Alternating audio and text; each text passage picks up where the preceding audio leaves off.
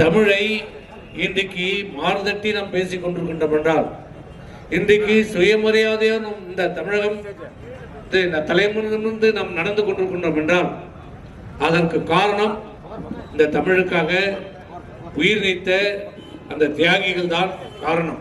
அந்த தியாகிகளுடைய தியாகத்தால் தான் இன்றைக்கு இந்த 50 ஆண்டு காலமாக பல்வேறு சதிகளை முறியடித்து மத்தியிலே யார் ஆட்சி ஆண்டாலும் சரி, அது காங்கிரஸ் ஆண்டாலும் சரி, இன்றைக்கு இருக்கிற பாரதிய ஜனதாவாக இருந்தாலும் சரி, இந்த தமிழை ஒழிப்பதற்கு, பிராந்திய மொழிகளை அழிப்பதற்கு பல்வேறு நேரடியாகவும் மறைமுகமாகவும் அன்றைக்கு இருந்த பிரதமராகட்டும், இன்றைக்கு இருக்கிற பிரதமராகட்டும், இங்கு தமிழகத்திற்கு வரும்போது மட்டும்தான் தமிழை பேசுவார்கள். வணக்கம், நன்றி, இந்த 2 வார்த்தையை தெரிந்து கொள்வார்கள். பேசிவிட்டு பேருக்கு திருக்குறள் என்று சொல்லிவிட்டு செல்வார்கள். தமிழை அழிப்பதற்கு என்னென்னலாம் செய்ய வேண்டுமோ அத்தனையும் இன்றைக்கு செய்து கொண்டிருக்கிறார்கள்.